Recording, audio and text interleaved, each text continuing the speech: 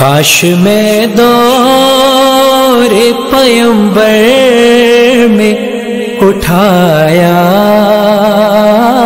جاتا، کاش میں دور پیمبر میں اٹھایا جاتا، باخدا قدموں میں سرکار۔ اعوذ باللہ من الشیطان الرجیم، بسم اللہ الرحمن الرحیم، اللہم صلی علی محمد وعلی آل محمد کما صلیت علی ابراہیم وعلی آل ابراہیم انک حمید مجید، اللہم بارک علی محمد وعلی آل محمد کما بارکت علی ابراہیم وعلی آل ابراہیم انک حمید مجید۔ اعوذ باللہ من الشیطان الرجیم، بسم اللہ الرحمن الرحیم۔ آج ہم ایسے کلمہ مبارکہ کی بات کریں گے جس کی شان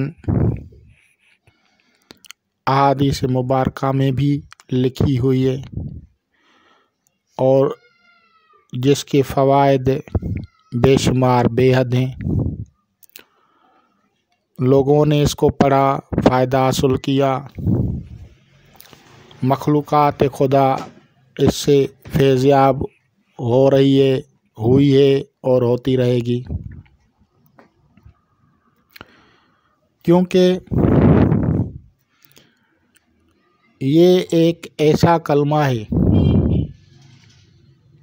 کہ جب بھی کوئی فرشتہ پیدا ہوتا ہے تو سب سے پہلے اس کلمہ مبارکہ کو ادا کرتا ہے۔ یہ کلمہ مبارکہ، یہ کلمات، یہ عبارت اللہ تعالیٰ کی شان بیان کرتی ہے اور اس کے پڑھنے سے شیطان بھاگ جاتا ہے، اس کے پڑھنے سے شیطانی اثرات زائل ہو جاتے ہیں۔ جو بھی فرشتہ جب وجود میں آتا ہے تو اس فرشتے کو پہلے جو الفاظ اس کے زبان سے نکلتے ہیں اس کا ترجمہ عربی میں لا حول ولا قوت الا باللہ العلی العظیم ہوتا ہے۔ لا حول ولا قوت الا باللہ العلی العظیم ایسے مقدس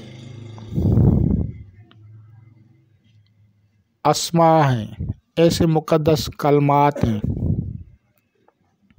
ایسی مقدس عبارت ہے کہ اس مقدس اور مطہرہ عبارت کریمہ کے پڑھنے سے 70 قسم کی بلائیں دور ہو جاتی ہیں۔ ان 70 قسم کی بلاؤں میں جذام، جنون اور دوسری قسم کی نا سمجھ آنے والی بیماریاں، وہ سب ان کلمات سے دور ہو جاتے ہیں۔ بہرکیف تمام کتب، تمام بزرگان دین، اولیاء اعظام، علماء کرام، سب نے اپنے اپنے تجربات میں اس کو لکھا ہے، سب نے اس کے اپنے اپنے تجربات میں اپنے اپنے فائدے بیان کیے ہیں۔ اگر ہم گننا بیٹھیں یا لکھنا شروع کریں تو سارے کتب کم پڑ جائیں گے، کیونکہ ہم اتنا لکھ سکتے ہیں جتنا ہمارا عقل، ہماری معرفت یا ہمارے ہوش حواس کام کر سکتے ہیں، لیکن فضائل وہ بھی ہیں جو ہمارے علم میں نہیں، فضائل وہ بھی ہیں جو ہمارے ہوش حواس اور عقل سے بھی باہر ہیں۔